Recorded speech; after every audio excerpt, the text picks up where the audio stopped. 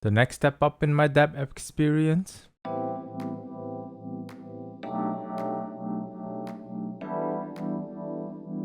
Hello and thank you for clicking on this video. I'll be sharing my experience on the next step up to my DAP journey. And this is the Hiby R32, and this is the 2025 release with updated features coming in at $179 US. So for an $80 upgrade, will you get more? Before I dive into that deeper, I'd like to take this opportunity to thank Hiby for sending this unit in exchange for my honest feedback. However, as always, all thoughts and opinions are my own and are not influenced by any parties. If you've been enjoying my content, please do consider hitting that like and subscribe button. That will help the channel a lot and I appreciate your support. Let's talk about the unboxing experience, and it's similar to the R1 experience where opening the box, you'll be greeted by the device itself and a USB to USB-C charging cable and a silicone sleeve to protect your device.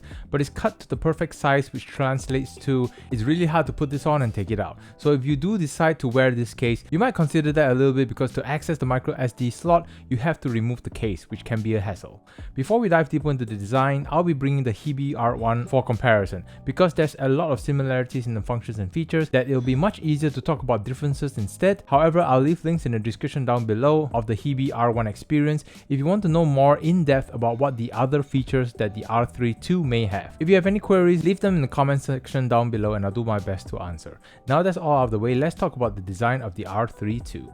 Talking about the design, there's a volume at the top right hand corner of the device, the pause and play volume buttons on the right side of the device, the SD card slot on the left side, and at the bottom you have the USB-C connection and a 3.5mm input and a 4.4mm balanced input. You have a glass back and rounded edges on the sides, and coupled with its size, it makes for a relatively portable and comfortable device to hold and use. The use of materials on this body keeps it very lightweight, but the volume rocker doesn't feel as solid as I would have liked it to be, but it's got a tactile feel and there are lighting indicators on the side as well. Just bringing in the Hiby R1 for size comparison, is definitely bigger, and the material used on the R32 makes it look and feel just a touch more premium compared to the plastic body of the Hiby R1. So it's heavier, it has more screen real estate, and both are still very lightweight in nature and very portable. But in terms of screen resolution, I'm not sure if it's the screen protector on the R32, but the R1 just looks a touch sharper to me compared to the R32. Maybe it's the contrast in colors or something is happening where it's just sharper or looks cleaner on the R1.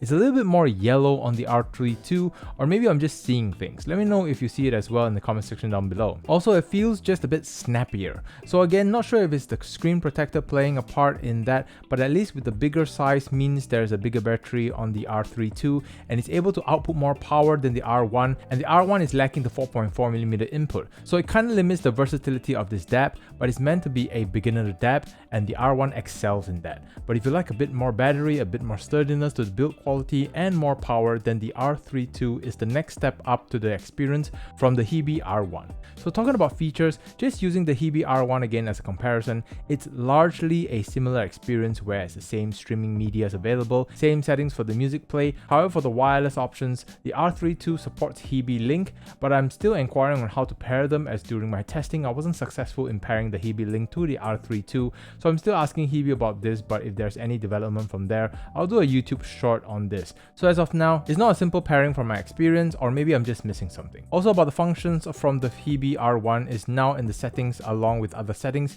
which are similar, from language settings, backlight settings, theme color, font size, USB working mode, time setting, idle shutdown, sleep shutdown, battery percentage display, LED indicators, screensaver settings. It's all there. So there's an additional setting where you can toggle volume operation when screen off, screen rotation to 180 toggle, and toggling USB DAC feedback on the Hiby R32, which is not on the Hiby R1. That's because the Hiby R32 can be used as a DAC amp, so pretty much like a chunkier dongle. Just connect it via USB, select the USB DAC tab, and you have two options there.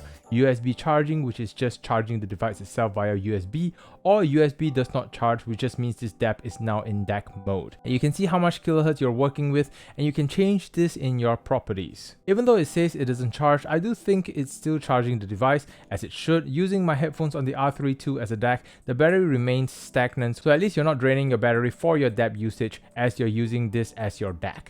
On a side note, your computer volume is sadly not controlled by the volume knob, and it has its own volume control aside from your Windows volume. Speaking of volume, the R32 has the volume lock, so similar to the R1 experience, you need to enter developer mode by going to the system, then about, and press until it says you're in developer mode. Then you can toggle the volume lock on or off. With the volume lock, testing my FiiO FT1 Pro, which needs a lot to power to drive these headphones, it was simply not enough. With the volume unlock, I'm about 75 out of 100, so that leaves me about 25% of headroom left to play with. The sound of the R32, like the R1, is very clean. A bit more sterile, or it's probably just the Hiby R32 not driving the FT1 Pro headphone to its fullest extent. You can get it from the R1 and the R3, but it's just a touch cleaner for the R3. Notes are rounder and more polished, but again, differences are really subtle and it's all about synergy. I'm pairing the FiiO FT1 headphone with this instead of the FT1 Pro, and the R32 gives enough power to the FiiO FT1 and it's a much better pairing, so pair this DAP with warmer sounding headphones to give it a bit more clarity. The DAC mode is nice to have, but it's not as seamless as something like a dedicated USB-C dongle. If you try going out to the main menu, it pretty much cuts off the DAC function, which means whatever you're listening will be cut off as well. So this function has to continuously stay on. I've had a few seconds of lag as well when playing music, especially when the device is on sleep mode, so you have to pretty much turn off idle sleep and have screen on to prevent any cutoff or sound lag. Honestly, it's convenient in a way where you have a portable DAP that can act like your DAC as well when you're carrying your laptop around, but will it be replacing my dongle anytime soon? At the moment, I just don't see that happening, as I would rather grab the R1 if I need a DAP around me and a dedicated dongle, as they are pretty small and portable already. But like I said, the R32 is an all-in-one system if you don't want to carry too many things around and want to have a clean and convenient setup. I do like that I can adjust the volume with this on the go instead of having to click things around my computer for volume adjustment. So in summary, even though the experience largely remains the same, there are a few features that makes the Hiby R32 the obvious step up from the R1 experience, particularly with the introduction of the 4.4mm balance connection, which opens the doors to so many IAMs and headphones, and of course the DAC function. In a slightly better body compared to the R1, but the lack of Spotify still got me wanting more, so I'm very curious how the mid-level DAPs work, and I really hope I get to have the opportunity to test that out. But this is all one man's experience, and I'm curious to know your thoughts. Will you be getting the Hiby R32, or what are your experiences like? Comment below and let me know. And with that all said, thank you once again to Hiby for this experience, and to all of you for watching. Until the next video, take care and happy listening.